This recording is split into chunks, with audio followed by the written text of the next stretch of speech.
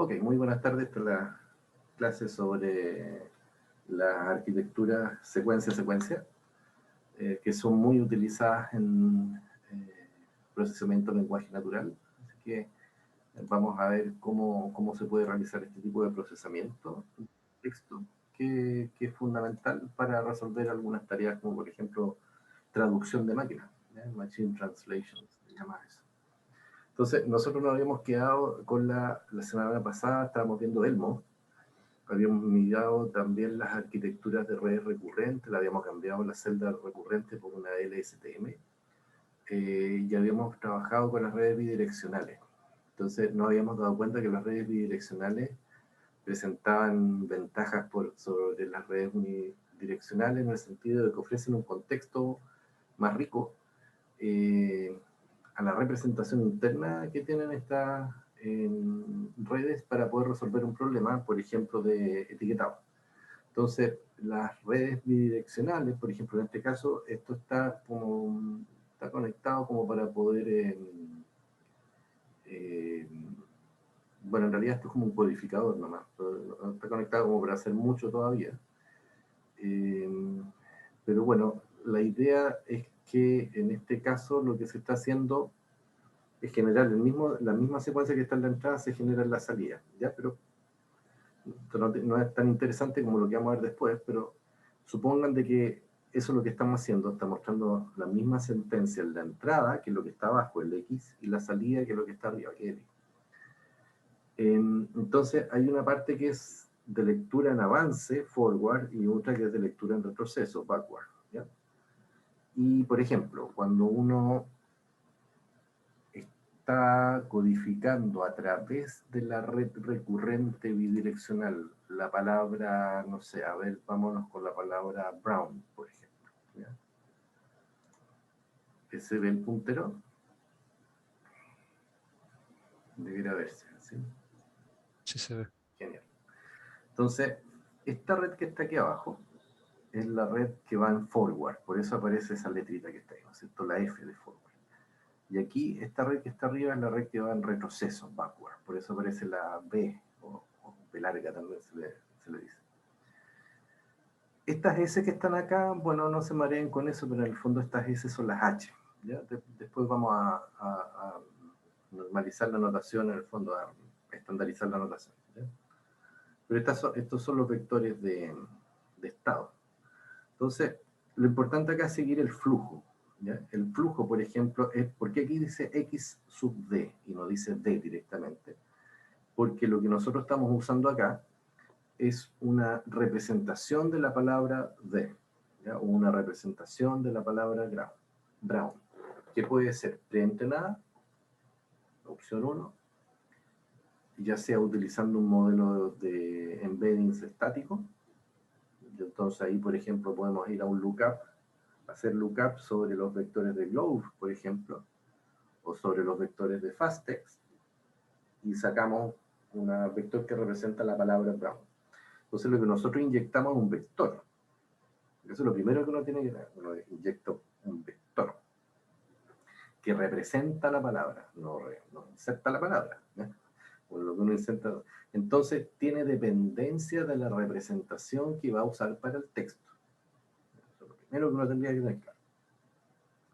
Lo cual significa que tenemos que elegir, escoger una representación para las palabras que vamos a ingestar dentro del modelo. ¿Ya? Por eso aparece la X. ¿ya? Entonces, la representación. Digamos, entonces, este sería un vector. Este vector, por ejemplo, para la palabra brown, nos vamos a ir por acá, alimenta a la red que va en forward y a la red que va en backward. Todo esto, en realidad, el backward y el forward es un truco, porque en rigor no está pasando exactamente lo que me están mostrando en el diagrama, sino que lo que es importante es ver qué es lo que pasa para una posición de la sentencia de entrada. Esta sería la segunda posición, ¿no es cierto? Entonces, cuando yo voy a la segunda posición de la secuencia de entrada, que es la secuencia Brown, no sé, la palabra Brown, que es la que está en la segunda posición de la sentencia con la cual estamos trabajando, la red de forward ve hacia atrás la red de forward ve hacia atrás, ¿no es cierto? Porque va leyendo en avance, por lo tanto lo que ha visto la red es la palabra que está hacia atrás, ha visto la palabra de, que está codificada acá, y por lo tanto se comparte este vector interno, digámoslo así, ¿ya? Este vector de estado interno lo ve la red recurrente al momento de recibir a la segunda palabra, la palabra pro. Entonces, en ese vector,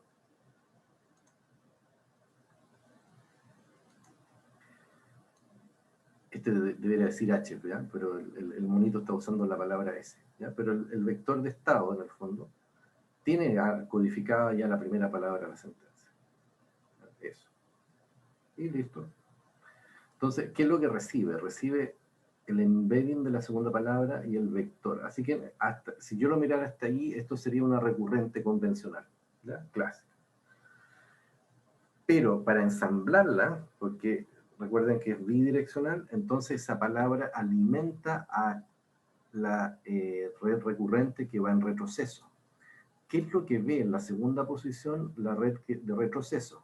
Ve toda la secuencia que está hacia adelante de la segunda posición, es decir, tiene codificado en los vectores de estado, la red de backward, todas las palabras que están después de la palabra Brown. Así que todo eso viene acá y está codificado de alguna manera en el vector S3B, que es el que alimenta esta cajita. Entonces, la segunda palabra alimenta simultáneamente a la red de forward y a la red de backward. Y la salida se concatena, la salida tanto del módulo de forward como el del módulo de backward se concatenan, y aquí uno hará alguna operación o lo que estime conveniente para poder generar la representación de salida. ¿Qué es lo que estamos haciendo? En realidad, lo que estamos diciendo es que la representación de salida, por ejemplo, el vector I en la posición sub I latina, va a estar codificando la secuencia completa. Entonces, de contexto completo, porque hasta la posición I, la red de forward codifica todo lo que está antes y la red de backward codifica todo lo que está después. Por lo tanto, tiene información completa de la sentencia para codificar el elemento que está en la posición I. Por esa razón, porque maneja más información para construir la representación que está codificada en el vector I, es que este tipo de red le gana una unidireccional. Está codificando más información. Ese va a ser como el truco que siempre vamos a utilizar en Deep Learning, en el fondo, que es codificar más información para que la representación interna del texto sea más rica. Y por lo tanto tenga una mejor representación que te permita resolver un problema. Esa es como la lógica. Ya, entonces, eso es como repaso, ¿no es cierto? Lo que ya habíamos visto la semana pasada. Y ahí uno se puede empezar a acordar de Elmo, el tipo de cosas que hacían, que trabajaban sobre esta. ¿Ya? Entonces, bueno, si uno se metiera adentro, entonces empezar a ver qué es lo que está pasando con las ecuaciones, probablemente tal. Las ecuaciones se ven medias complicadas, pero en realidad son bastante simples. Mira, ¿por qué es importante esto? Porque después, al momento de implementar todas estas cosas, aparecen, porque uno tiene que implementar el método forward, ¿ya? Entonces, es necesario poder conocer bien esta parte, ¿ya? No es solo teoría. Entonces, en dos capas las ecuaciones son así. Vamos a tener, aquí está calculado con H, ¿ya? No con S, como en la figura anterior. Entonces la figura, la H siempre se oculta porque es de oculto, ¿ya? El estado oculto. Entonces, el vector H, para el símbolo que está en la posición T, de la secuencia de entrada, de la red de forward, ¿ya? ¿Qué es lo que considera? La entrada, es decir, el símbolo que ves en la posición T y el vector del estado T-1. Y siempre estos vectores se combinan utilizando matrices, entonces siempre hay producto, matriz, vector, matriz, vector. Y estas matrices son matrices de parámetros aprendibles, de manera tal de que, dependiendo de la tarea, yo pueda ajustar los valores de esos parámetros. Esta G que está aquí es una función de activación. Entonces, esto que está acá es un vector. Cada componente del vector pasa por una función de activación, se usa la misma función de activación para todas las componentes, típicamente así, y eso va a generar un vector de la misma dimensionalidad del argumento que yo tengo acá, ¿ya? Este vector que está acá, que es la suma de esos dos vectores.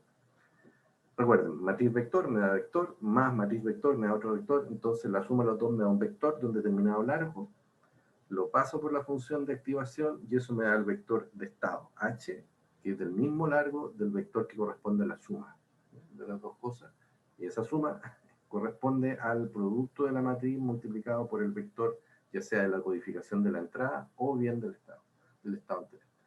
Lo cual significa que tengo que tener algún cuidado, ya sea al calcular las dimensionalidades de estas matrices, para que al hacer la suma, esta dimensionalidad sea consistente, es decir, la dimensionalidad de este producto que está acá sea igual al del segundo sumando.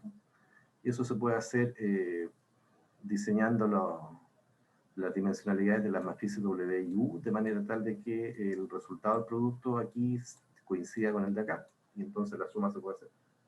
¿Ya? Son cositas que uno tiene que tener en mente para diseñar esto. Y la red de backward, que es la que está arriba, el mismo cuento, es decir, uno recibe la codificación de la entrada, y en este caso recibe el vector de estado del T más 1, ¿cierto? El que está en la posición, el vector que corresponde al siguiente símbolo de la sentencia de entrada, al HT más 1. Y a la salida, entonces vamos a tomar, aquí está en el fondo la concatenación, aquí está hecho sin concatenación en realidad, ¿no?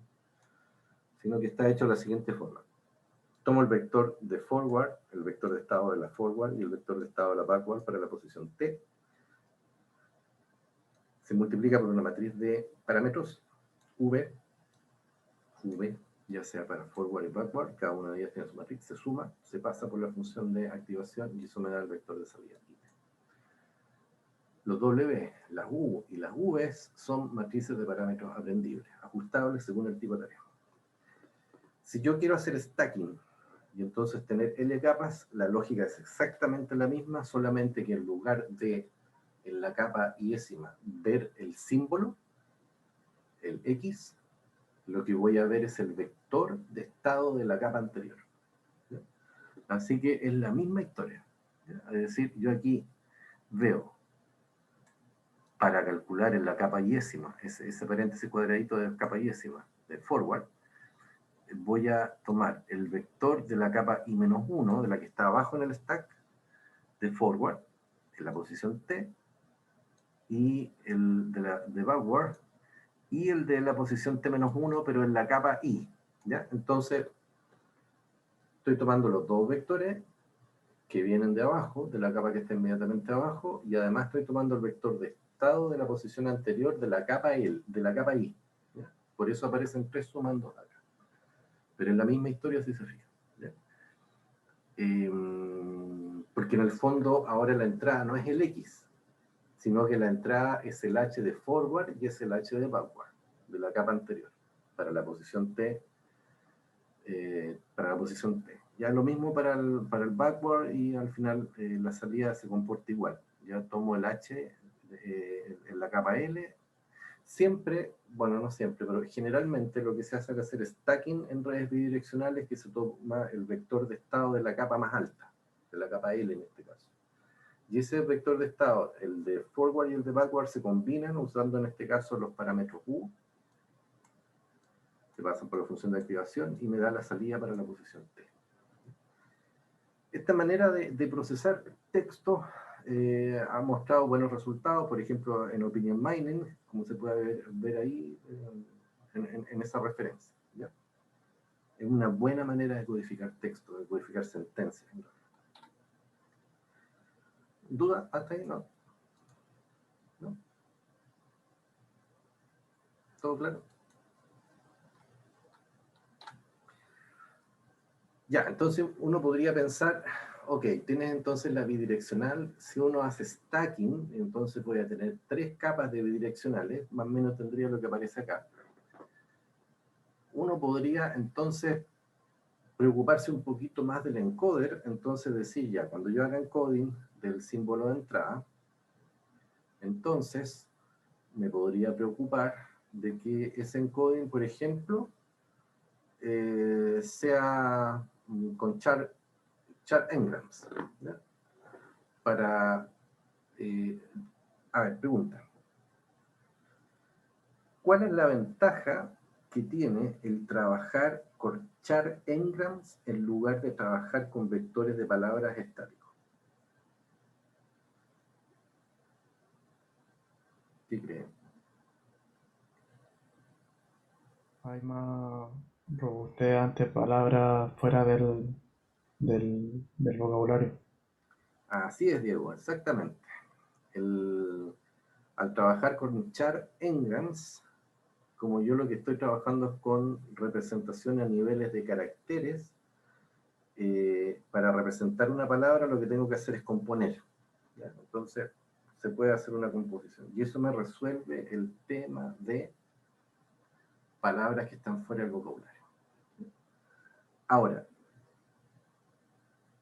uno podría decir, ya, pero para que eso te resulte tienes que trabajar. ¿Se acuerdan que lo vimos en algún momento, la perplejidad de los char engrams y de vimos la perplejidad de los trigrams, ¿no es cierto?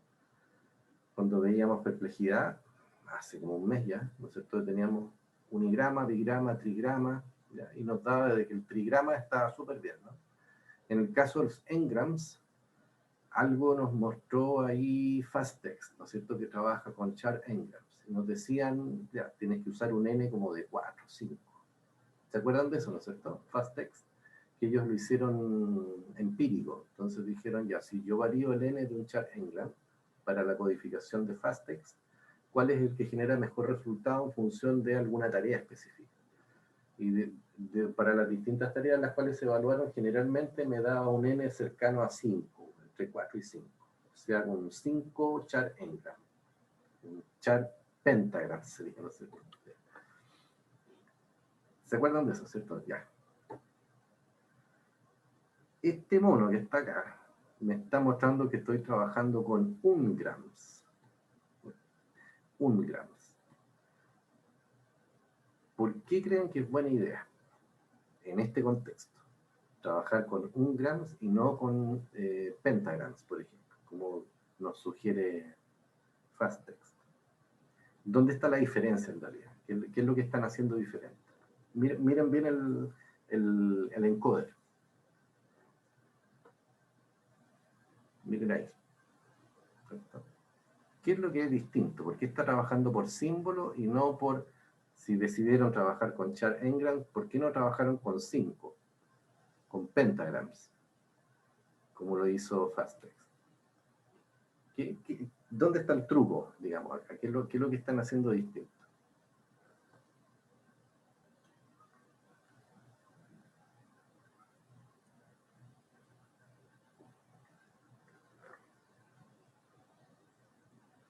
Exacto, Benjamín, muy bien. Están usando una red recurrente, primero, para generar el embedding, ¿ya? Entonces, ahí hay una cosa bien curiosa, ¿ya? Entonces, están codificando el contexto de cada LED exactamente, no están construyendo el vector por carácter, sino que en rigor lo que están haciendo es alimentar una recurrente carácter a carácter, y la representación de la palabra, que en este caso es brown, va a corresponder al vector de estado de la forward, concatenado con la backward, que fue alimentado carácter a carácter. Entonces, eso es lo que me están mostrando ahí, ¿ya? Qué bueno que lo viste bien, Benjamín, ¿ya? Entonces, ¿por qué, digamos? Porque esta es una forma distinta de codificar. Por ejemplo, yo aquí estoy separando la palabra en símbolos, en sus caracteres, y estoy alimentando la recurrente carácter a carácter. Al final, sí, y lo estoy haciendo en forward y en backward, ¿no es cierto?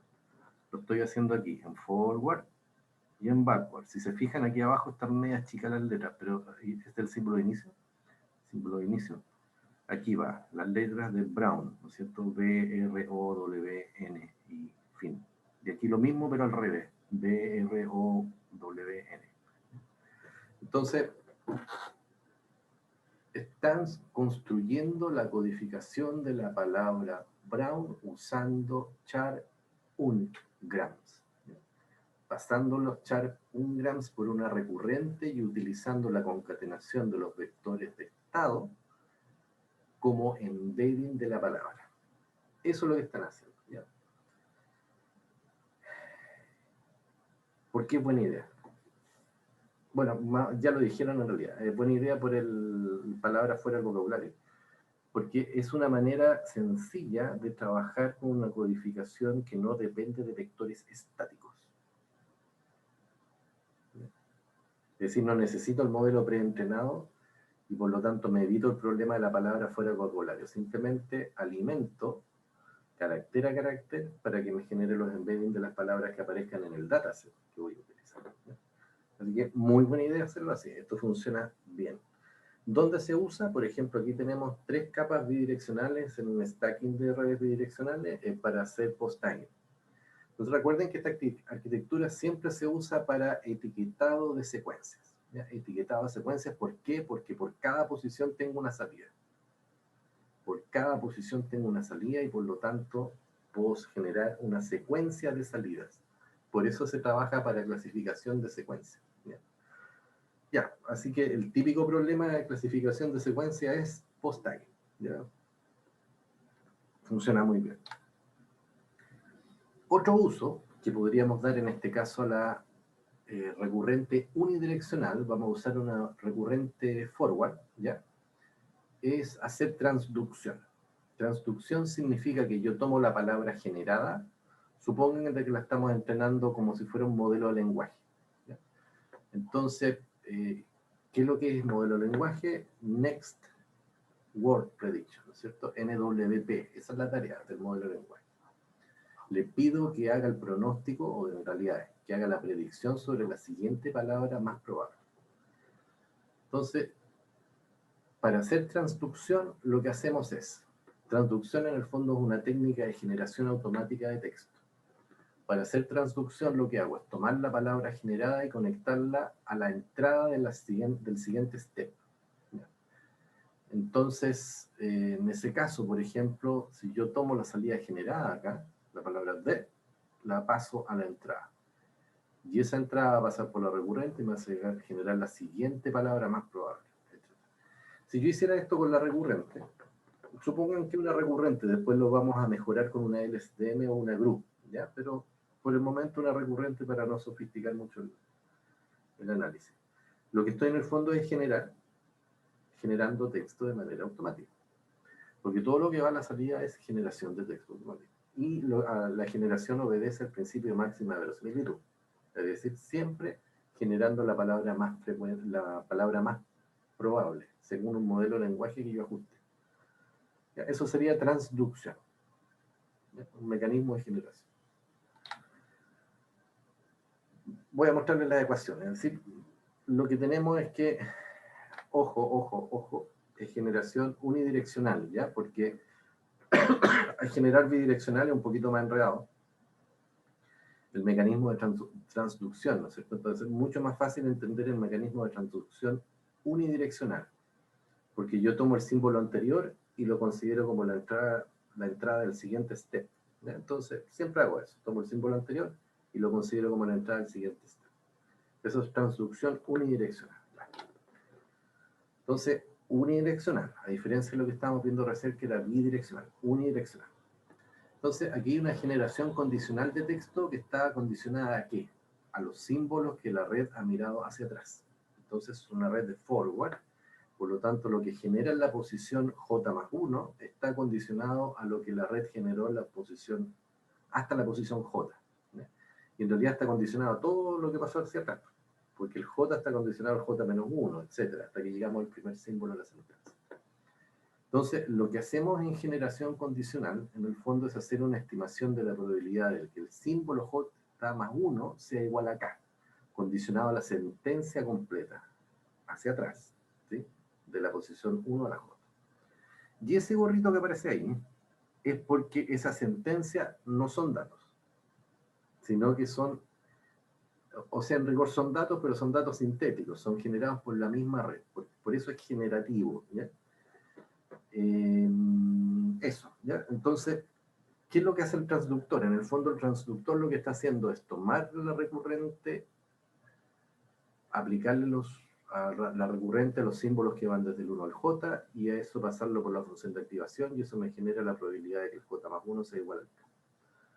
Eso es lo que dice en esa ecuación.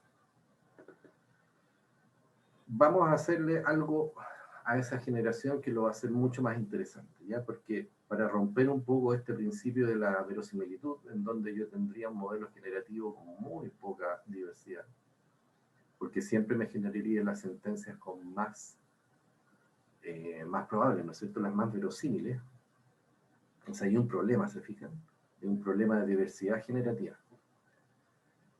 Para mejorar el problema o abordar la limitación de la diversidad generativa, vamos a agregar un vector de contexto, ¿ya? Que vamos a representar con la letra C. Ese vector de contexto, vamos a jugar con él, ya vamos a hacer distintas cosas. Entonces, ¿qué es ese vector de contexto? El vector de contexto podría representar un tema o eventualmente considerar otra sentencia. Para que lo tengan ahí. Ojo, podría representar un tema. Entonces yo podría decir, genérame sentencias condicionadas a un determinado tópico, por ejemplo. ¿Ya? Entonces yo digo, no sé, economía. ¿Ya? Entonces tengo un vector de contexto que representa la economía. Y eso es el que yo lo concateno con la codificación que viene del E, ¿no es cierto?, que es el encoder de las palabras. Y ese vector entonces va a condicionar la generación de la siguiente palabra. Porque va a ser la siguiente palabra condicionado al símbolo actual, pero además al vector de contexto. Eso, la generación sigue siendo de transducción. Entonces, ¿qué vamos a hacer para hacer sect to sect? Vamos a suponer de que ese vector, no olviden esta idea, de que el C podría ser un vector de tema. ¿Ya? Pero típicamente se trabaja asumiendo de que el C es un vector que representa una sentencia completa. ¿Ya? Entonces voy a asumir de que el C es una codificación de una secuencia de texto. Entonces voy a tener una secuencia fuente, representada por una secuencia de variables X de largo n, y una secuencia objetivo, representada por una secuencia de variables T de largo m. ¿Ya? No necesariamente los largos coinciden. Ahora, típicamente coinciden, pero no necesariamente. ¿Ya? En el encoder vamos a codificar la secuencia de entrada, usando este encoder que ya les mostré, el unidireccional. Unidireccional, ojo. Ese encoder va a codificar a la secuencia de entrada, el X, en un vector de estado, ¿no es cierto?, que es el vector de la recurrente. Ese vector lo vamos a llamar C. El vector de estado del encoder va a ser el vector de contexto que vamos a usar para generar texto en el decoder. Entonces, el decoder va a tener una red generativa de texto, utilizando el mecanismo de transducción. ¿Ya? Entonces, ese vector C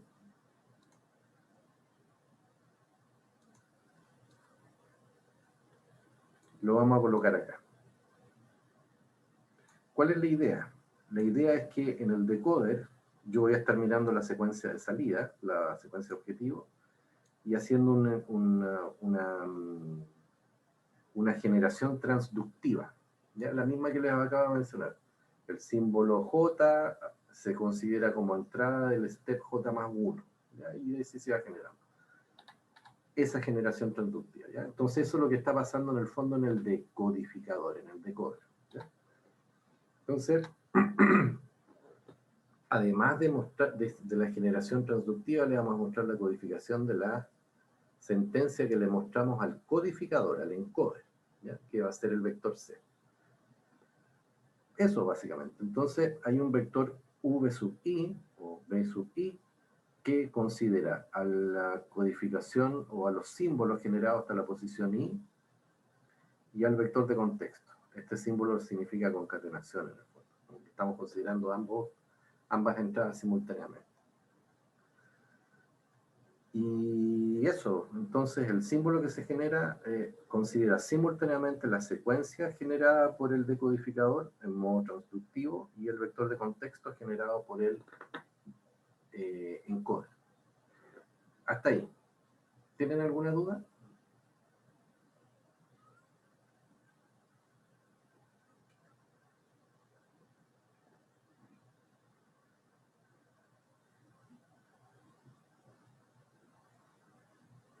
¿Está bien? Ya.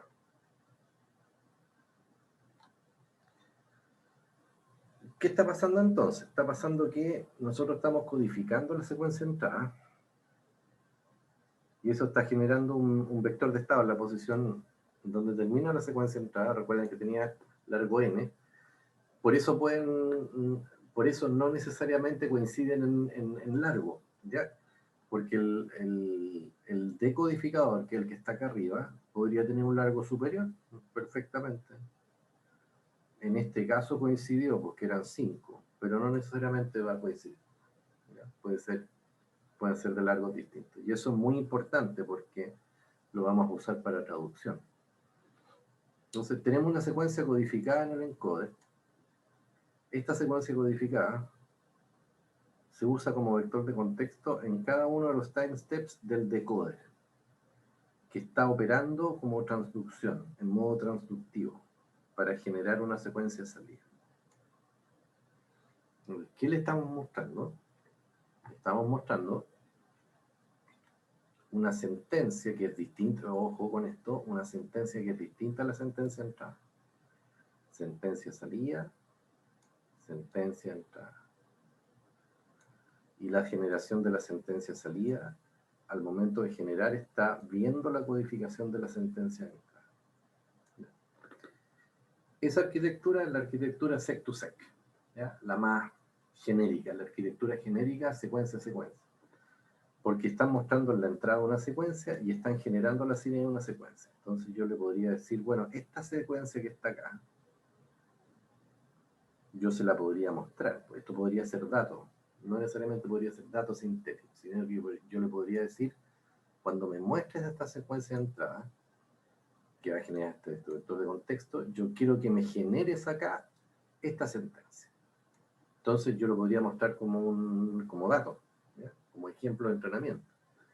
Y por lo tanto yo le puedo enseñar a la máquina a que a partir de la sentencia de entrada genere la sentencia de salida.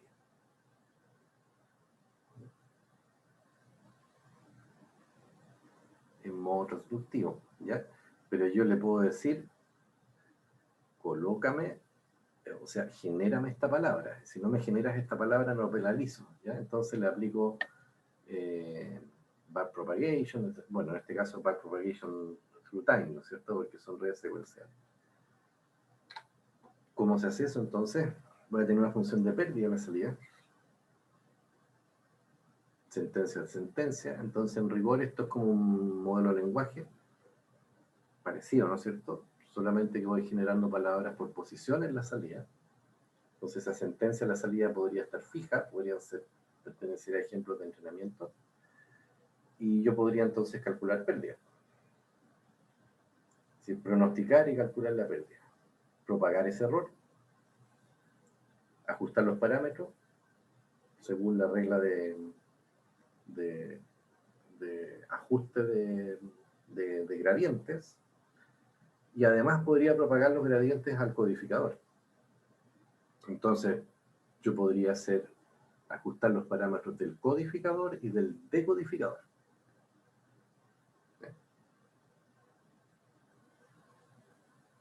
Es decir, le puedo pedir a la máquina que ajuste sus parámetros de manera tal de que me genere la sentencia que está en los datos. Da la sentencia entrada, la sentencia salida, que me aprenda en el fondo a traducir. ¿Se fijan? Entonces, esta secuencia, esta arquitectura es la que permite que eso se pueda hacer.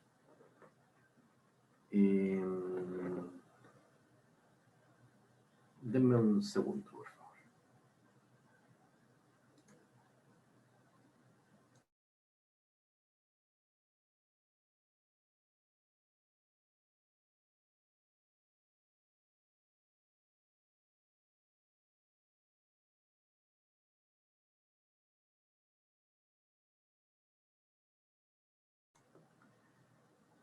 Ya, ok. Entonces, podemos traducir. Entonces, típicamente, la aplicación más conocida de esta arquitectura es la traducción de máquina, ¿cierto? Que es donde uno toma una secuencia de entrada, por ejemplo, y la quiere, que está en inglés, y la quiere traducir al alemán. Eso básicamente, ¿ya? Entonces, una muy buena aplicación de esto. Y hay otras aplicaciones, por ejemplo, modelos de pregunta-respuesta, donde yo coloco la pregunta en el encoder y la respuesta en el decoder, de manera tal de que con la arquitectura Sec2Sec yo entreno un modelo que me aprende a responder ciertas preguntas más o menos esperadas. También se usan chatbots. Para chatbots en diálogo, esta arquitectura es bastante usada, porque el chatbot en el fondo es una estrategia de secuencia a secuencia. Tiene una secuencia del humano y el bot tiene que aprender qué es lo que debería responder según lo que el humano según la interacción con el humano. También es un problema de secuencia a secuencia. Entonces es una arquitectura súper útil para hacer este tipo de cosas. De hecho, en la máquina de traducción de Google, ¿no es cierto?, la arquitectura que ellos publican en el 2016 es un poquito más sofisticada que lo que les mostré, ya que en lugar de usar una recurrente utilizan una LSTM bidireccional para el encoder, ¿ya? Es decir, el encoder es más complejo, ¿ya? Pero básicamente la arquitectura Sec2Sec es la misma que les muestro. Ya, tengo una pregunta entonces de Andrea que me dice, para todas estas tareas que no hay modelos en español, ¿se puede usar algún modelo en otro idioma? Muy buena pregunta la de los datos. Sí. Tareas en las cuales no hay modelo en español, ¿se puede traducir y usar algún modelo en otro idioma? Depende de la tarea. Por ejemplo, ¿tú tienes alguna pérdida en noticias falsas que están entrenadas, es decir, que están anotadas en inglés? Si construyes un clasificador en español usando traducción de los datos, pierdes precisión porque en el proceso de traducción hay pérdida de semántica. Y entonces, al usar traducción, se pierde semántica. ¿Ya? Generalmente lo que se mantiene es la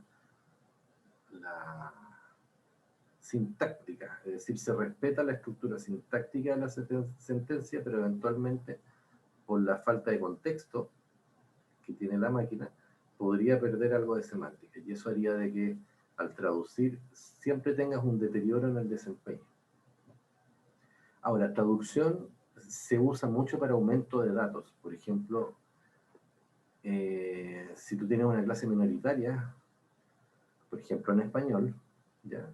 Y quisieras, y te faltan sentencias en esa clase, que es minoritaria, tú puedes traducirla al inglés y después del inglés traducirla al español. Y te va a dar una sentencia distinta escrita en español, que es como una variación léxico-sintáctica de la sentencia. Te puede servir como una técnica de aumento de datos. ¿Ya? Traducción, español, inglés, después de inglés a español de vuelta. Eso. ¿Ya? Pero en el caso de datasets que estén construidos en inglés y traducirlo al español, siempre yo he visto que hay deterioro en el desempeño del clasificador, porque hay pérdida semántica en el proceso de traducción. Eso. Bueno, se fijan entonces que lo que hace Google, bueno, lo que hacía Google en el año 2016, no sabemos lo que está haciendo ahora, era muy parecido a lo que yo les estoy mostrando, solamente que en el encoder, en lugar de usar el char-ungram que les mostré, utilizan una LSTM bidireccional. Concatenan, ¿ya?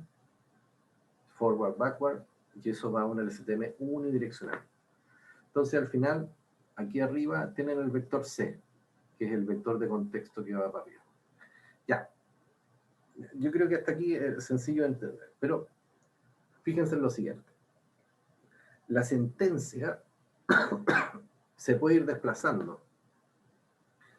Porque si yo la entreno de manera transductiva, yo podría ir corriendo el texto, ¿no es cierto? Posición a posición. Como si yo fuera leyendo un texto que quiero ir traduciendo simultáneamente. Ya, piensen en eso. Entonces, no piensen en que la secuencia de entrada se hace un match con la secuencia de salida y se hace una generación estática. Sino que en realidad piensen en un texto largo, muy largo, en el cual yo voy pasando ese texto por el encoder y voy mostrando el texto traducido en la salida y lo voy desplazando a un time step. ¿Ya? Entonces se va desplazando. Si tienen eso en mente, entonces podemos entender con cierta facilidad de que en el proceso de traducción sec to sec va a aparecer una variable j que representa la posición del símbolo que yo estoy traduciendo, digámoslo así. Entonces, si tengo eso en mente, entonces ese vector de contexto va a tener esa variable j, ¿no es cierto? Esa variable j me diría a mí, con cierta facilidad uno se puede dar cuenta de esto, depende de si estás al inicio de la sentencia, al final, al medio, a lo mejor hay ciertas posiciones en las cuales el vector de contexto puede ser más relevante que en otras. Entonces piensen de que el texto se está desplazando. Entonces yo alimento esto en secuencia y le paso el texto y lo desplazo. ¿Ya? Como si fuera una ventana deslizante de texto. ¿Ya? Eso es lo que voy a ir haciendo. Entonces, dependiendo de dónde yo esté en la posición del texto, puede ser de que en algunas posiciones del texto algunas posiciones vecindarias sean más relevantes que otras. Por ejemplo, puede ser de que al medio sean relevantes las posiciones que están a la izquierda y a la derecha, que cuando estoy iniciando el texto lo más importante sea lo que viene después, cuando estoy terminando lo más importante sea lo que viene antes. Entonces, yo tengo que dotar a la red de un mecanismo que le permita darse cuenta de qué es lo que tiene que ponerle atención para poder aprender a codificar y decodificar. Porque va a depender de la posición en la cual yo esté en la entrada. ¿Ya? Entonces, con eso en mente, uno puede entender la necesidad de introducir una capa de atención, de decirle a la red, ojo, dependiendo de dónde tú estés leyendo, van a haber algunas posiciones que son más importantes que otras. Si estás leyendo al principio, no es lo mismo que si estás leyendo al medio, no es lo mismo que si estás leyendo al final. ¿Cómo lo vamos a hacer? Entonces, vamos a decir, ponle atención. Entonces, tú en rigor, como tienes el texto que se va desplazando por la arquitectura, lo que tienes es una secuencia de vectores de contexto de largo n. Porque n es el largo de la secuencia de entrada.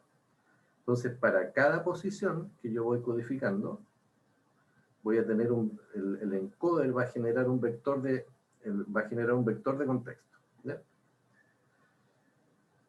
Y para esa posición, entonces yo voy a estar en el decoder generando una sentencia de salida en una determinada posición J. ¿Ya? Entonces, eso explica lo que aparece acá.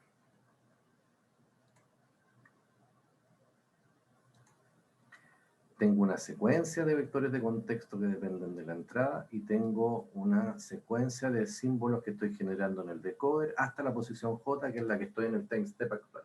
Entonces, yo siempre cuando miro a la red, la estoy mirando en un time step, como que la estoy congelando. Pero tengo que imaginarme de que en realidad la red está viendo esto en secuencia. ¿Ya? La está viendo en secuencia. Entonces el J se va moviendo, todo se va moviendo, se va desplazando. ¿Ya? Eso, entonces hay una variable J que codifica la posición en la salida, en el decodificador.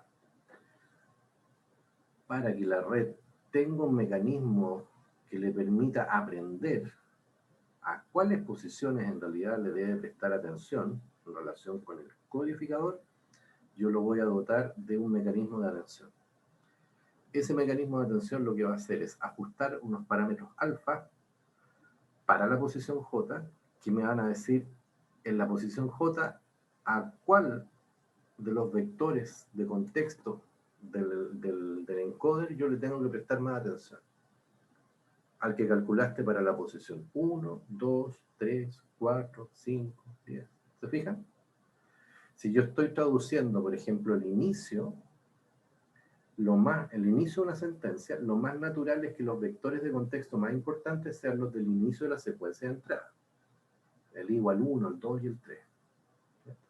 Si estoy traduciendo el final de la sentencia de salida, lo más relevante probablemente ocurre en las posiciones que están cerca del final de la secuencia de entrada. ¿Se fijan? Pero eventualmente lo que está al medio a lo mejor necesita un campo de atención más amplio. Entonces yo tengo que dotar a la red de esa capacidad de poder maniobrar, dependiendo de dónde está haciendo la traducción de la sentencia de salida. Ya, para eso entonces se introducen estos factores de atención, que va a decir, ya, dependiendo del J, entonces estos alfa, se fijan que es una matriz, ¿no es cierto? Una matriz de atención en realidad. Porque el I se mueve entre 1 y N, y el J se mueve entre 1 y M, donde M es el largo de la sentencia de salida. Entonces tengo una matriz de atención por posición y por símbolo en la entrada. ¿Sí? Para cada una de las posiciones de salida, entonces considero las posibles posiciones en la secuencia de entrada, que están indicadas en estos paréntesis de cuadrado, y le voy a dar la posibilidad a la red de que lo aprenda a partir de una red perceptrón multicapa, una MLP, ¿ya?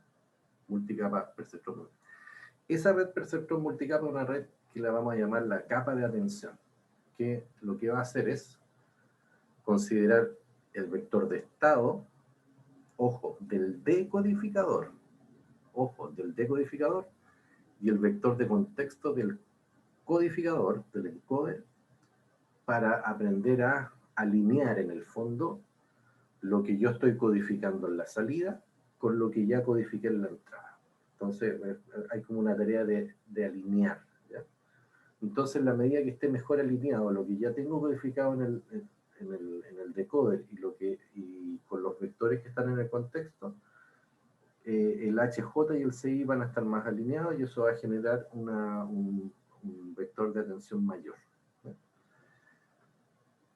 Con parámetros alfa que se van a ajustar según las necesidades de la tarea que yo estoy resolviendo, las necesidades de los datos. Entonces la softmax va a operar a la salida de una perceptrón multicapa que va a operar sobre el vector H del decoder y el vector CI del encoder. Y eso se hace para cada posición de entrada y se hace para cada posición de salida. Así que si completamos el esquema de generación de condicional con atención, tenemos eso.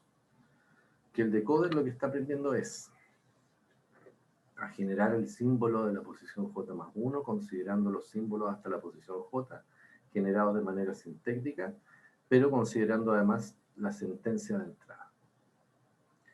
Y le voy a dotar entonces con la capa de atención de la posibilidad de que pueda elegir cuáles símbolos de la capa de la secuencia de entrada son más relevantes para pronosticar el siguiente símbolo de la capa de salida. En síntesis, el vector de contexto es dinámico, ¿ya? Y depende de la posición. Si miramos el esquema, entonces queda este mono que ya es más complicadito, ¿no es cierto? Tiene más rayitas. ¿Dónde está el mecanismo de atención? El perceptrón multicapa está en el encoder. Pero el encoder, porque ahí es donde se aprenden los alfas. Los alfas están alineados con los símbolos de entrada. Entonces yo tengo n alfas, porque hay n símbolos en el encoder, ¿ya? Uno por cada una de estas posiciones. Y para la posición J, por ejemplo, vamos a la segunda palabra, black, por ejemplo, entonces ahí el J está en 2, yo estoy aquí poniendo la atención a qué cosa. Para generar esta palabra, entonces yo le puse atención al símbolo anterior. Fíjense que en la generación tomé el símbolo anterior del decoder para hacer la transducción, y el vector de contexto, que es este C1 que se está generando aquí, se fijan que ahora es dependiente de la posición, aprecio el J, entonces está considerando eventualmente todos los símbolos de la entrada. Entonces la pregunta es, para generar la palabra black en la sentencia de salida, lo que estoy mirando es la palabra anterior, que es la palabra de, pero además le doy la posibilidad a la red que le preste atención a alguna de las palabras del encoder que son más relevantes para resolver la generación de esa tarea. Es decir, no solo es relevante la palabra que está en la segunda posición, sino que eventualmente podría ser relevante una que está más allá. ¿Ya? Esa es la importancia de la capa de atención. Mírenlo bien y díganme si lo entienden.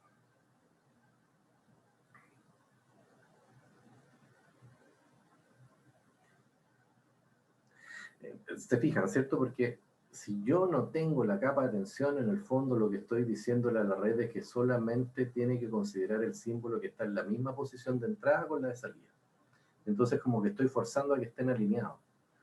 Pero como le agrego la capa de atención, yo abro la posibilidad de que eventualmente le preste atención a un símbolo que no necesariamente corresponde con la posición 2, que sería la posición de Black en la sentencia de salida.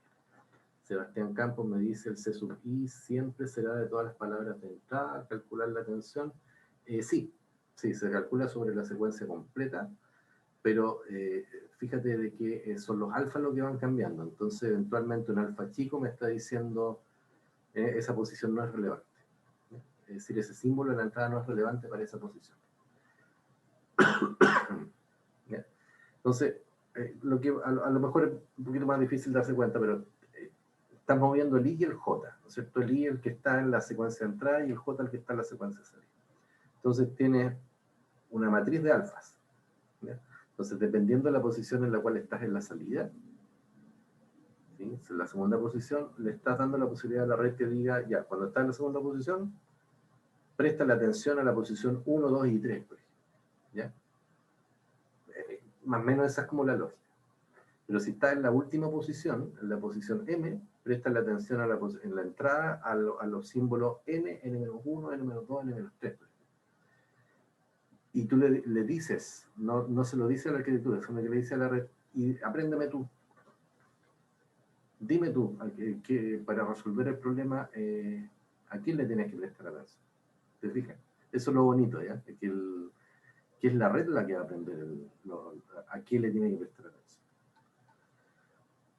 Ya, eso. Ya esto es un mecanismo de atención relativamente simple. Después vamos a hacer un mecanismo de atención, que lo vamos a ver mañana, que es más sofisticado, que es de autoatención. Y eso nos va a generar la siguiente arquitectura con la cual vamos a trabajar, que es la arquitectura Transformer, ¿ya? Que es la arquitectura que hoy en día es como estaba el arte en varias tareas de NLP. Ya, pero este es el primer paso para entender Transformer. Claro, es atención a nivel de palabra, del encoder, y yo puedo entonces empezar a ajustar esos factores de atención dependiendo de la posición en la cual me encuentro en la salida. Bueno, ¿dónde funciona esto? Lo más claro es, estamos por el 2016 ya, nos estamos acercando al SOTA, al estado del arte, que está como por ahí por el 2019. En análisis de sentimiento basado en aspectos. ¿Por qué? Porque si recuerdan aspectos, yo tenía un review largo de un producto, pero el producto puede tener un precio, tener una relación de costo-beneficio, servicio postventa, velocidad, etc. Una serie de aspectos que son los atributos del producto, los cuales el review puede manifestarse. Entonces yo podría utilizar la capa de atención para prestarle más atención a algunos aspectos del review que a otros. Entonces, esa idea está contenida en ese paper que es Sentiment Analysis, basado en aspectos, utilizando capas de atención sobre redes LSTM. Entonces, ahí está exactamente la idea que les estoy mostrando, esta, ya con la capa de atención. Ya. Veamos entonces algunos aspectos prácticos de Sec2Sec. Bueno, les recomiendo revisar el tutorial de Torch, de Sec2Sec, el intermedio, es el por el cual yo les recomiendo que partan. Está en ese link, ustedes van seleccionan esas letritas que están ahí y ahí hay un hyperlink, ¿ya? Entonces los va a llevar al sitio. ¿Qué les va a mostrar el sitio? Entonces, cómo se programa el encoder en Torch. Esto es sin atención, ¿ya? Entonces, sin atención es más sencillo. Aquí están las cajas de entrada que ves en el encoder, que es el símbolo de entrada, que en realidad lo que ves es un embedding. Está implementado con una GRU. Y está viendo aquí el símbolo, que el vector de estado del time step anterior. Y así genera ¿qué es lo que genera la GRU? Genera el siguiente vector de estado para el time step siguiente y genera la salida. Y eso está básicamente en el forward. ¿Qué es lo que yo tengo que setear en el init? El tamaño del vector de estado, la representación interna del símbolo, y aquí ya trabajo con la GRU, ¿no es cierto? La GRU toma el embedding y toma el estado previo. Y el método forward, ¿qué es lo que hace? Si toma el símbolo, pasa por la GRU, ¿no es cierto? ¿Sí? Esto es lo que va haciendo. Entonces, en el fondo, lo que tiene que retornarme, se fijan, ¿no es cierto? Es decir, ¿qué es este output que está acá?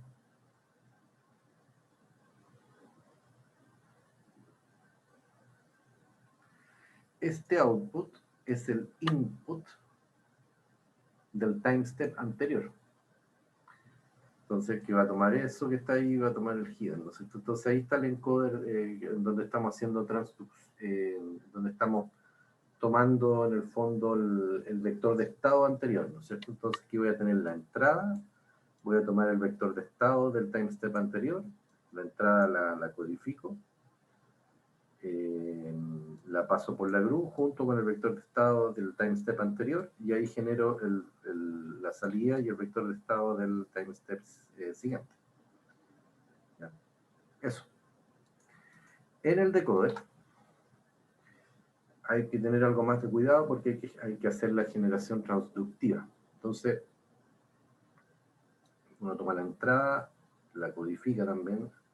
Esto está implementado con una activación ReLU, toma el estado previo, ¿ya? Eso pasa por la GRU, etc. Básicamente, ese es como el tema. El sec to sec, en este caso sin atención. Esta entrada que está acá, recuerden que es la entrada que estamos mirando acá, básicamente eso es lo que está haciendo. Aquí se está codificando, aquí está la decodificación, aquí está el método for. Ya.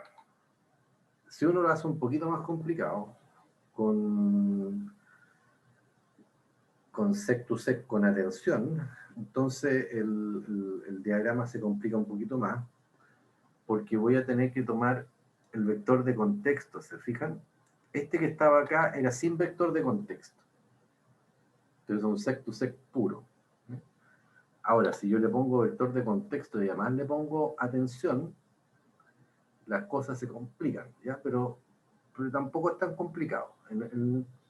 La entrada pasa por un embedding, aquí le hacen un dropout, y ese es el que pasa a la capa de atención, que sería esta, ¿no es cierto? En esa capa de atención siempre estoy leyendo el vector de estado anterior, ¿se fijan? El vector de estado anterior, así que ese vector de estado anterior va a la capa de atención junto con la entrada, ¿ya? Junto con la entrada. Entonces el vector de estado anterior y junto con la entrada. ¿Ya? La capa de atención, ahí está la softmax y aquí van a estar los pesos. Para la salida, entonces, aquí es donde se consideran los alfa para seleccionar a qué parte de la entrada le vamos a codificar. Entonces, aquí están las salidas del encoder y se van a combinar. Aquí vienen los vectores C, ¿ya? Y aquí vienen los vectores alfa. Se pasan por acá, en el fondo se concatenan. Aquí se aplica la tensión y esto entonces va a la siguiente capa, que en este caso ya sería el decoder, ¿no es cierto? Entonces el decoder va a tomar el H anterior, fíjense que este H que está acá es el que viene del decoder, acuérdense que el H es el que viene del decoder, entonces aquí está el H del decoder, que va acá, aquí en el vector de entrada, que ya pasó por la capa de atención, y aquí se genera el siguiente vector de estado y la salida. Siguiente vector de estado y la salida. En código eso se ve así. Sería el decoder de sec to sec con atención. ¿Ya? Así que les recomiendo que vean eso. Otros recursos, el tutorial de Google, ¿ya? Donde está la traducción de máquina, y ahí en Papers with Code pueden ver también, ahí hay datos, ¿ya?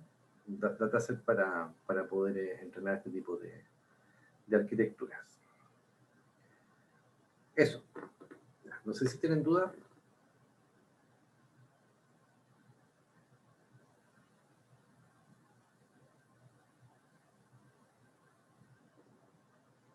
No. Ya.